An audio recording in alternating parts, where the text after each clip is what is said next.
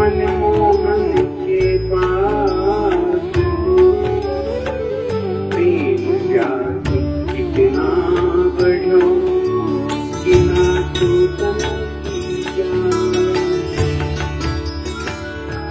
जय जय श्री राधारमण जय जय नवल किशोर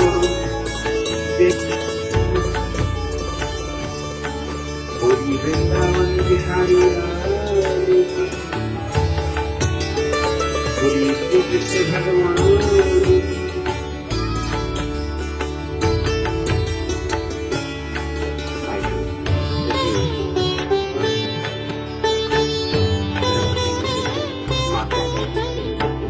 आज के निर्माण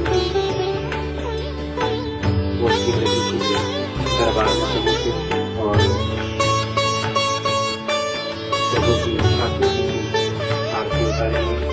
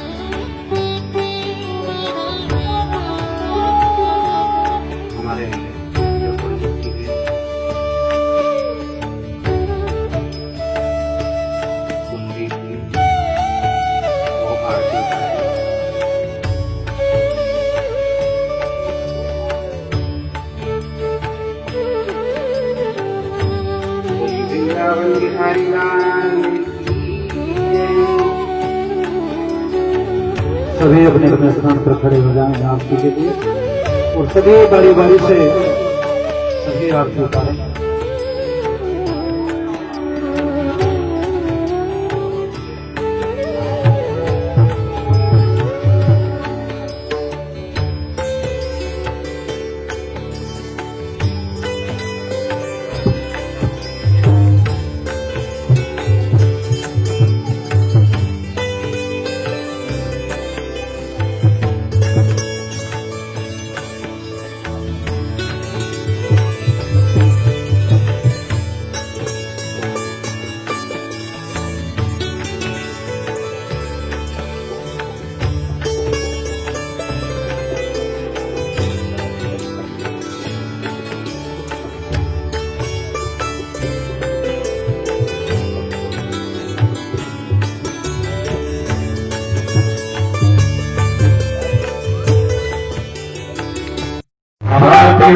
भगवान की है आरती पापियों को आलोक से है तारती।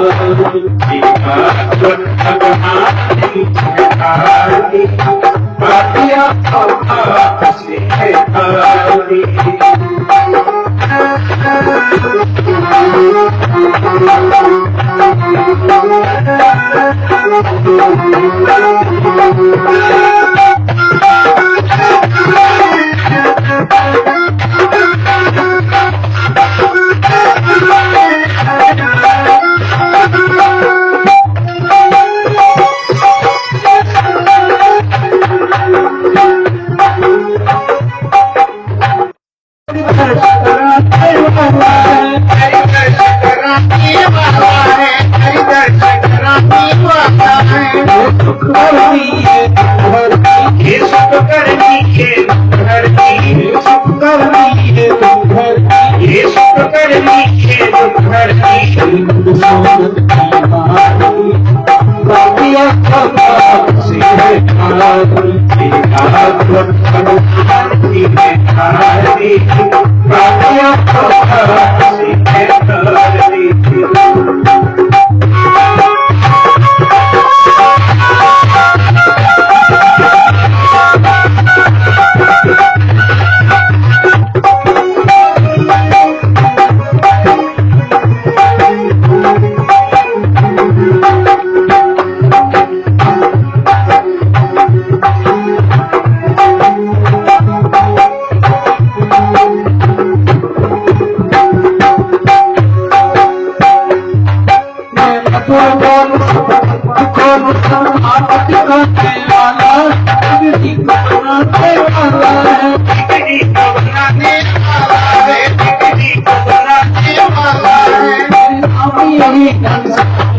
श्री राम यही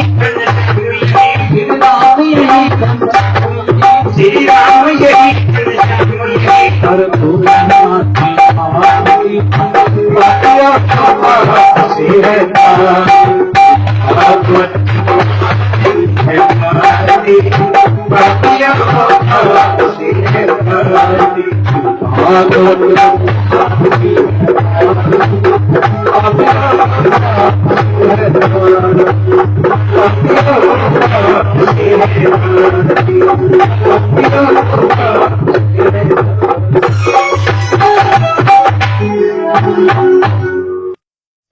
सभी अपने अपने स्थान पर बैठे।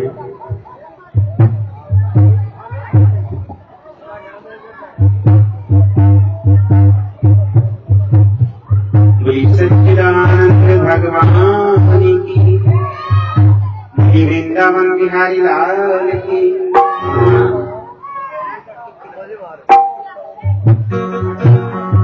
तो आइए आज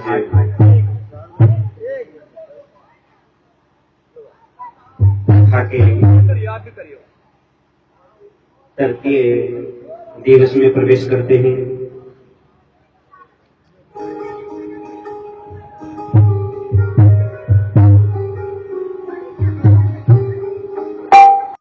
आप कथा को श्रवण न कर सके तो बड़ी दुर्भाग्य की बात है।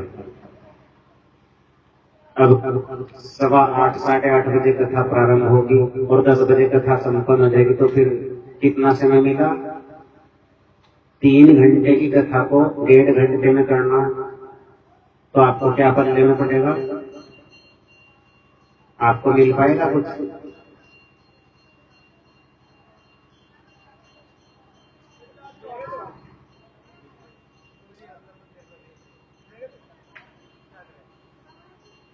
तो आइए सभी ग्रामवासी, माताएं, बहनें अपने कार्य से निवृत्त होकर कथा पांडाल में पहुंचे। आवाज देकर, देखिए मैं आपसे एक बात कहनी चाहता हूं कि आवाज देकर बुलाया जाता है काहे में? विवाह में, शादी में। हाँ जी, विवाह शादी में जबरदस्ती आवाज देकर, निमंत्रण देकर बुलाया जाता है। पिछले साल भी मैंने आपको बताया था कि 4 जगह ऐसी हैं जहां पर बिना बुलाए नहीं जाना चाहिए और 3 जगह ऐसी हैं जहां पर बिना बुलाए चले जाना चाहिए। संसार में केवल ये 7 जगह ऐसी हैं जहां सम्मान और अपमान होता है।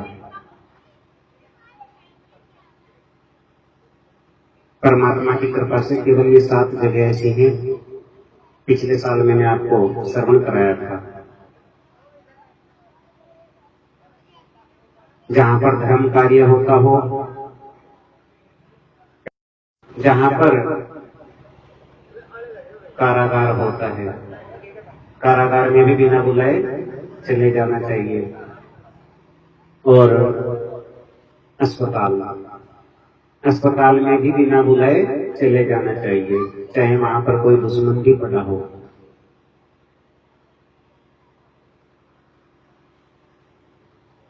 और 3 जगह कौन कौन सी है? ये 3 जगह हैं बिना बुलाए। एक तो अपने मायके में, औरत को अपने मायके में बिना बुलाए नहीं जाना चाहिए। दूसरी बात, मनुष्य को अपने मित्र के यहाँ बिना बुलाए नहीं जाना चाहिए, चाहे कितना ही सगा संबंधी मित्र है। और तीसरी बात, जिस शत्रु ने गुप्त से हमको वार किया है उसके यहाँ भी बिना बुलाए नहीं जाना चाहिए। तो आप लोगों की बस्ती में बड़ी सौभाग्य की बात है कि ये कथा हो रही है और आपको हम प्रतिदिन आवाज मार मार कर थक जाते हैं, परंतु आप लोग आना तो चाहिए बिना बुलाए, बुलाने से भी नहीं आते।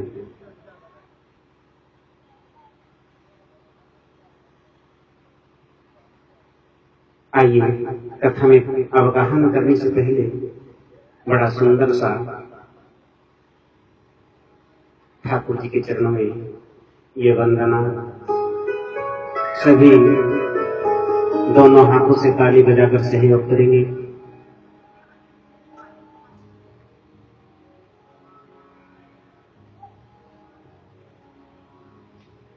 जीवन है तेरे हवाले मुरलिया वाले,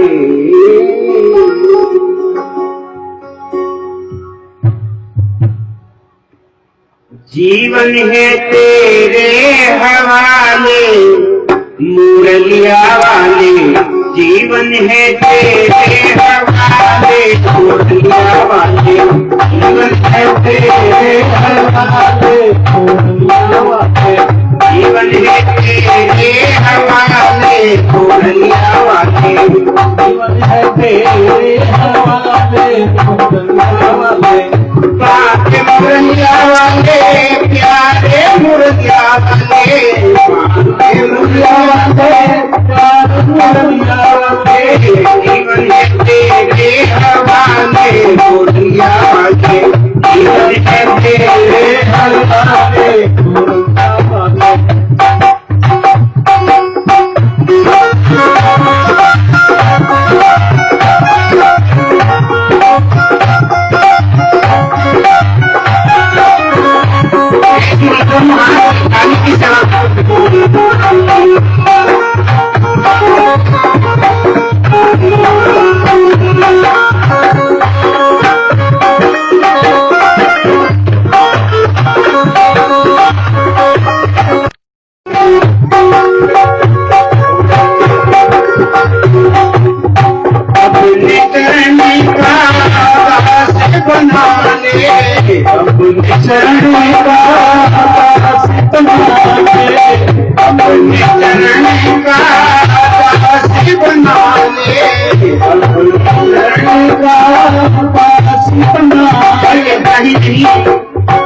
वृंदावन में फंसा ले मुरलिया वाले, वृंदावन में फंसा ले मुरलिया वाले, जीवन है तेरे हवाले मुरलिया वाले, तेरे हवाले मुरलिया वाले।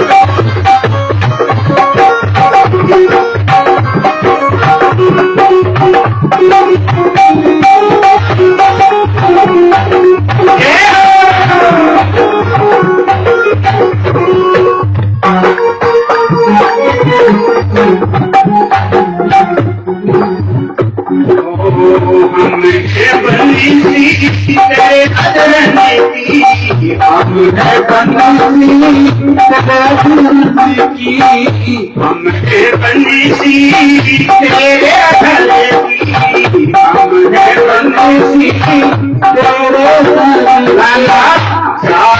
की। चाहे तू कैसे बजा ले, चाहे तू कैसे बजा ले, जीवन के तेरे हवाले तू दुलारे, जीवन के तेरे हवाले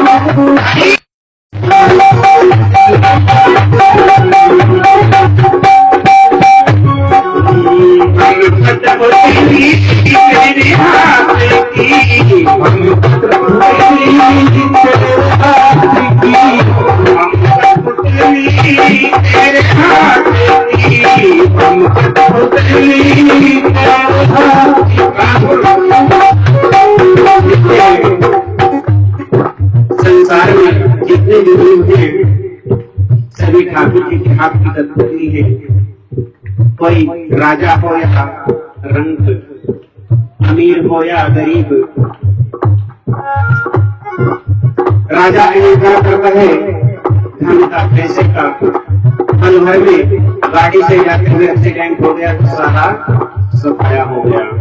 इसलिए ठाकुर से प्रार्थना कीजिए, हम कठपुतली तेरे हाथ की, हम कठपुतली तेरे हाथ की, हम कठपुतली तेरे हाथ की, हम कठपुतली तेरे हाथ की। चाहे तू जैसे नचा ले मोरकिया वाली, चाहे तू जैसे नचा ले मोरकिया वाली, जीवन के तेरे हवाले हवाले, जीवन के तेरे हवाले।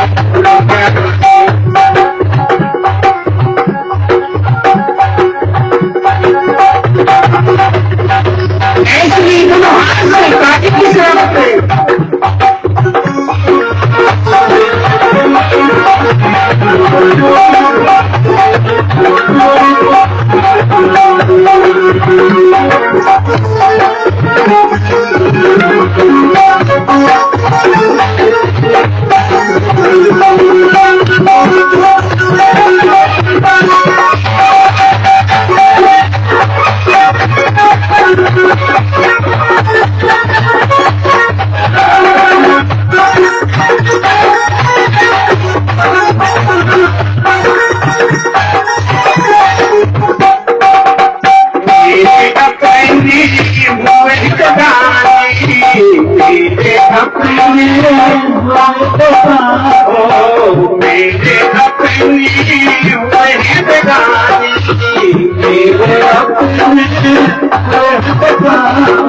इस संसार में आप लोग जितना ठाकुर जी के पास जाओगे उतना ही आपकी जो कमी है, आपका परिवार आपसे दूर हो जाएगा। क्यों?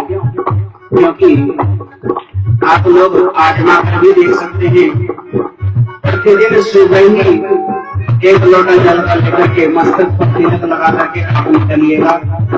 घर से निकलोगे, मंदिर पर आकर जल चढ़ाओगे, रास्ते में जितने भी यार दोस्त मिलेंगे सभी बोले रहे ये कब का भगत है, ये तो बहुत बड़ा भगत हो गए।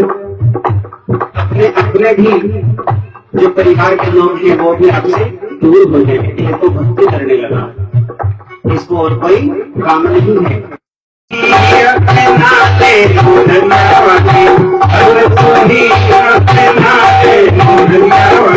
जीवन है तेरे हवाले पुरखिया वाले, जीवन है तेरे हवाले पुरखिया वाले, जीवन है तेरे हवाले पुरखिया वाले, जीवन है तेरे हवाले पुरखिया वाले, जीवन है तेरे हवाले पुरखिया वाले, जीवन है तेरे हवाले पुरखिया वाले, जीवन है तेरे हवाले पुरखिया वाले, जीवन है तेरे हवाले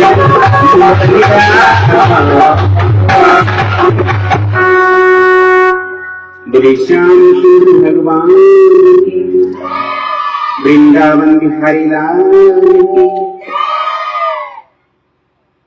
तो कथा में आनंद आ रहा है जी? हाँ जी। किसको आनंद नहीं आ रहा?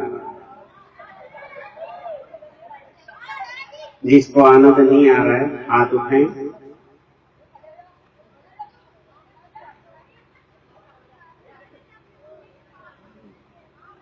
देखिए, कथा में मुझे आनंद नहीं आ रहा है, आप सबको आनंद आ रहा होगा, मेरे को आनंद क्यों नहीं आ रहा? मेरे से पूछा आपने? क्यों नहीं पूछा? जब मैं आपसे पूछ रहा हूं तो आप भी तो पूछिए कि आपको महाराज जी आनंद क्यों नहीं आ रहा है? आपका कर्तव्य नहीं बनता है जी?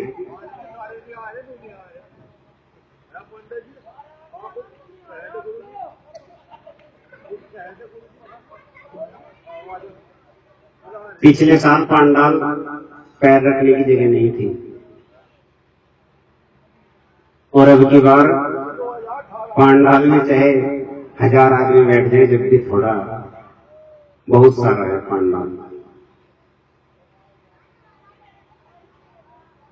तो ऐसा कारण क्या हो रहा है? पिछले साल में आपके घरों में काम था क्या?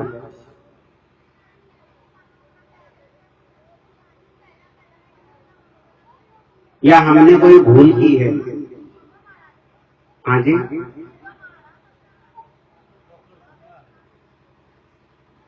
तो पटलोत्तर में आप लोगों की जो कमेटी है उसने क्या विज्ञापन नहीं किया क्या? आप लोगों ने निमंत्रण नहीं दिया पटलोत्तर में? आपकी भूल है या मेरी भूल है? हाँ जी, सबकी भूल है, मेरी भी और आपकी भी। मेरी भूल क्या है भाई इसमें?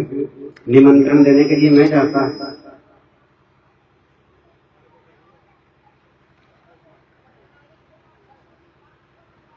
आइए कथा में मन लगा करके अवगाहन करते हैं।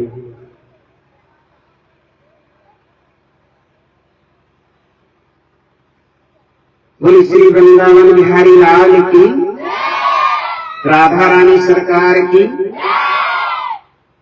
तो रात्रि में कथा को कहां पर संपन्न किया था? हाँ जी, 10:30 बजे टाइम में पूछा मैंने पूछा है कथा को विराम किस जगह पर दिया था?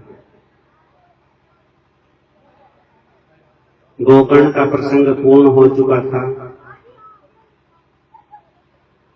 आगे नारद के पूर्व जन्म की कथा का वर्णन आता है।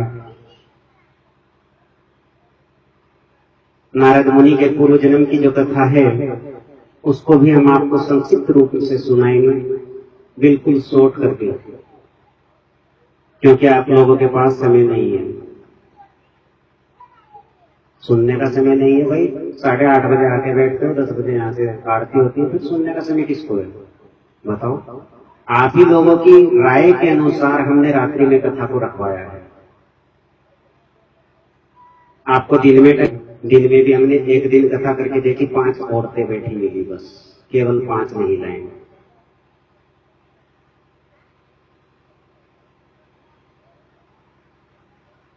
पहले दिन 5 महिलाएं, बाकी रात्रि में अब देख लो जिनके आपके पास बैठी है कितनी सारी है।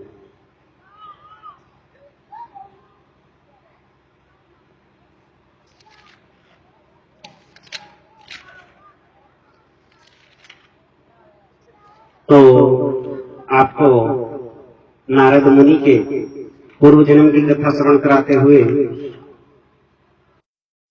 कि श्री वेद व्यास जी ने इसको रचने की आवश्यकता क्या पड़ी?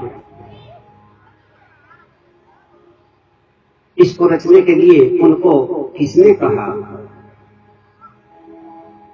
ये नारद मुनि जी घूमते हुए देवलोक से वेद व्यास जी के आश्रम में पहुंचे हैं। जाकर के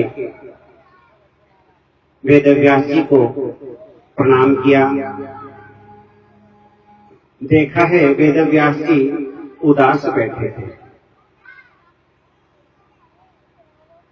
हे मुनि, आप उदास क्यों बैठे हो? बोले, मैंने 17 पुराण 17 ग्रंथों की रचना की है, परंतु मेरा अभी तक मुझको आनंद नहीं आया, मेरा मन प्रसन्न नहीं हुआ, भगवान में मेरा मन नहीं लग रहा। बोले, तो फिर आपने अभी तक जो प्रेम की लीलाएं हैं, जो दया के सागर हैं, मेरे ठाकुर जी का ग्रंथ आपने नहीं रचा, इसलिए आपको आनंद नहीं आया। आपने आनंद कंद ठाकुर जी की चरित्रों का वर्णन नहीं किया। आपने राम जी का इत्यादि जितने भी भगवानों के आपने ग्रंथ लिखे हैं, उन किसी भी देवता के किसी भी अवतार में प्रेम की महिमा नहीं आती। कोई से भी ग्रंथ को उठाकर देख लीजिए। श्री वेदव्यास जी कहने लगे, ठीक है, यदि मैं ठाकुर जी के ग्रंथ को रच भी दूं, लिख भी दूं, तो उसको इस संसार में प्रसिद्ध कौन करेगा? प्रसिद्धि कैसे मिलेगी?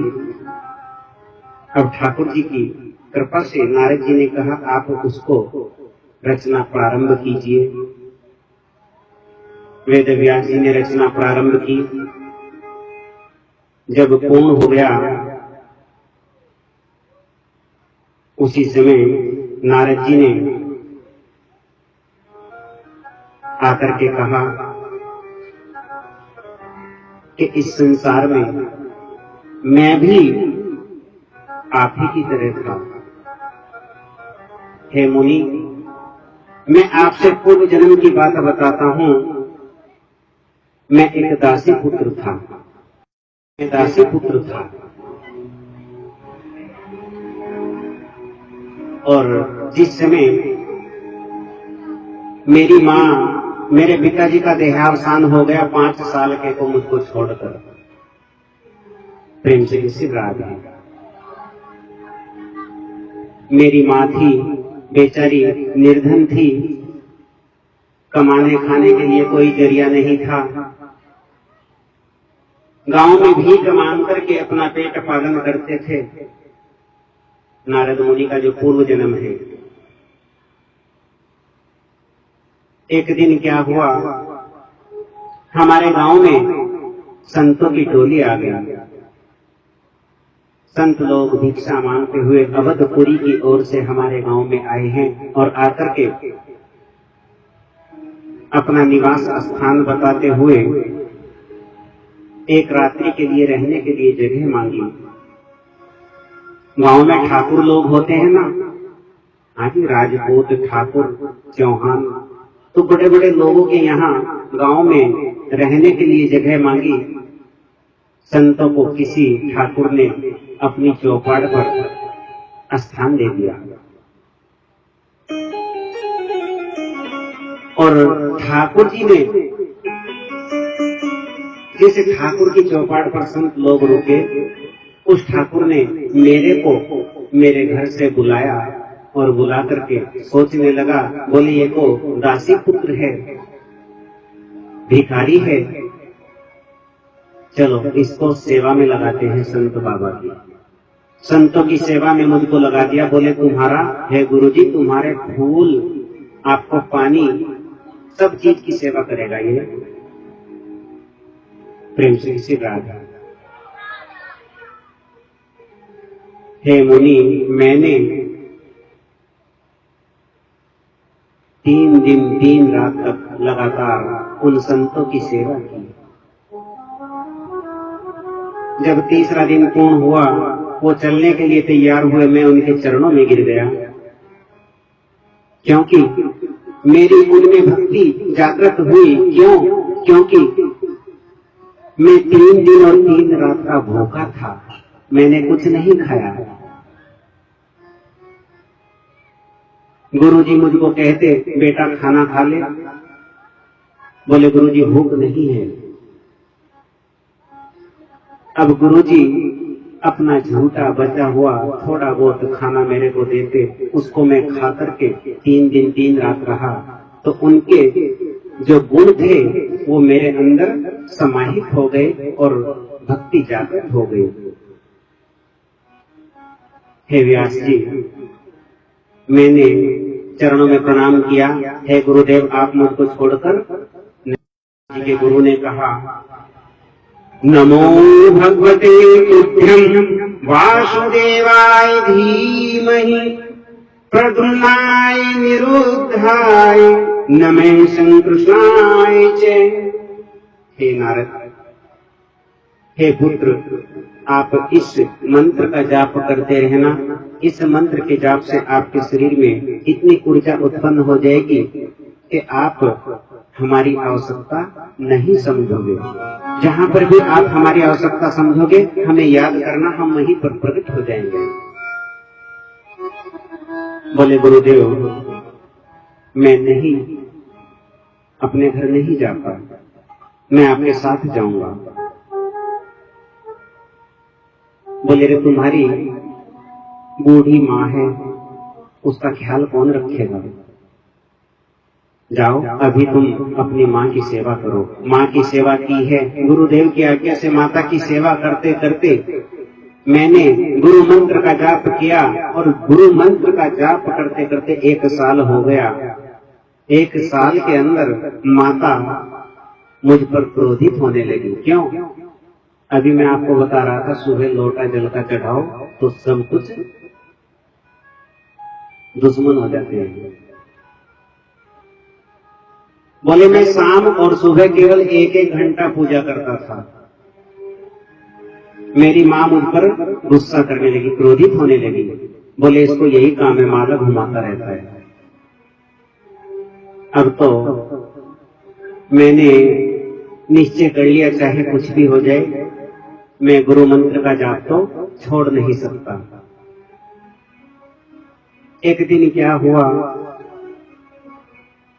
तड़के 4 बजे, सुबह 4 बजे माता गऊ को चारा डाल, और मेरी माता वहीं पर अपने प्राण त्याग गई। और उसी समय मैंने गुरुदेव का ध्यान किया, तो गुरुदेव ने मुझको ध्यान में आकर कहा, बोले रे, तेरा उद्धार हो गया। मैंने अपनी माता का देहावसान संस्कार किया, और उसके बाद जो कुछ भी घर में था, अपनी घर संपदा को दान में ब्राह्मणों को दे करके, और मैं हरिद्वार में पहुंच गया। हरिद्वार में जाकर पीपल के वृक्ष के नीचे मैंने 12 साल तक उस गुरु मंत्र का जाप किया। 12 साल के बाद गुरुदेव की कृपा हुई, ठाकुर जी का मुझको दर्शन हुआ, और ठाकुर जी का दर्शन होकर ठाकुर जी ने मुझको वरदान दिया। बोले इसी जगह पर 60 साल तक और तुम ये जाप करते रहो, उसके बाद आपका शरीर पूरा हो जाएगा, और दूसरा जन्म आपको मेरे सर्वश्रेष्ठ भक्त के रूप में प्राप्त होगा।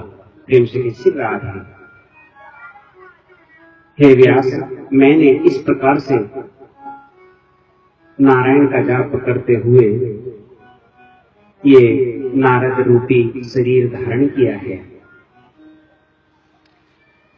ये आपको नारद जी के पूर्व जन्म की कथा श्रवण कराई, तो फिर नारद जी की बातों को सुनकर श्री वेदव्यास जी ने ग्रंथ की रचना की है, अपना शौक दूर किया, और फिर ग्रंथ को प्रचारित करने के लिए संसार में पात्र खोजने लगे। बोले संसार में ऐसा कोई व्यक्ति है जो इस ग्रंथ को प्रचार कर दे? बोले ऐसा एक ही है। ऐसा कौन था? नारद जी ने बताया, तुम्हारे पुत्र सुखदेव जी महाराज। बोले उसमें क्या है? बोले उसमें वही है, जब वो पैदा हुआ था उस समय पैदा होते ही 12 साल की अवस्था में हो गया और भागा चला जा रहा है, और औरतें स्नान कर रही हैं, लेकिन दृष्टि से तुम्हारी और उसकी दृष्टि भिन्न है। अब तो श्री वेदव्यास जी ने अपने शिष्यों को 2 श्लोक पढ़ाए हैं भागवत जी के। ओम बर्हापीडं नटवरवपुं कर्णयो कर्णिकारं विभ्रदास कनक कपीशं वैजयन्तीं च मालां। जाकर के उसको बुला करके लाना है। वेदव्यास जी जानते थे कि मेरा पुत्र निराकार परमात्मा की पूजा कर रहा है, उसको साकार का पता नहीं है, उसको नहीं पता है कि ठाकुर जी भी कोई चीज है।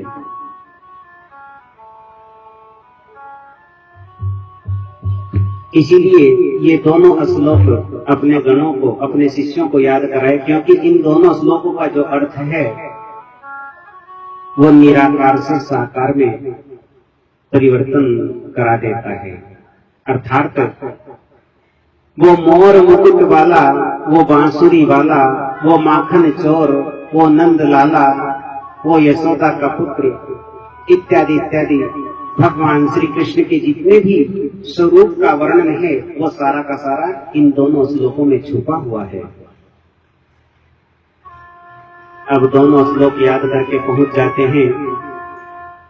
तीसरा एक श्लोक बोले, जहां मेरा पुत्र तपस्या कर रहा है वहां पर जाते हुए रास्ते में आपको शेर वगैरह मिल जाए तो उसको दूर भगाने का जो मंत्र है वो भी आपको याद होना चाहिए।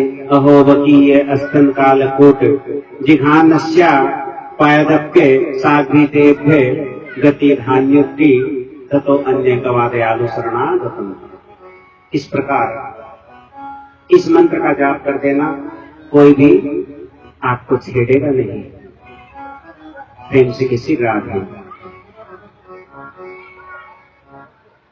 अपने दोनों शिष्य पहुंच जाते हैं। जाकर के सुखदेव मुनि के पास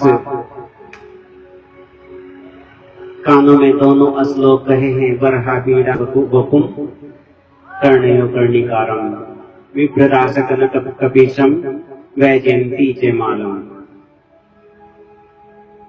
दोनों श्लोकों को सुनकर, क्योंकि सुखदेव जी संस्कृत के तो ज्ञाता थे, श्लोकों का अर्थ निकाला। बोले रहिए मेरे कान में साकार रूप की महिमा का वर्णन कौन कर रहा है? नेत्र खोले हैं। बोले यह श्लोक आपको किसने याद कराए? बोले मेरे गुरुदेव ने, आपके पिताजी ने यह श्लोक मुझको याद कराए। आपके पिताजी ने एक बहुत बड़ा ग्रंथ रचा है। भाई बच्चे शांत हो जाए थोड़ा। बहुत बड़ा ग्रंथ रचा है, उसी ग्रंथ के ये प्रथम श्लोक है।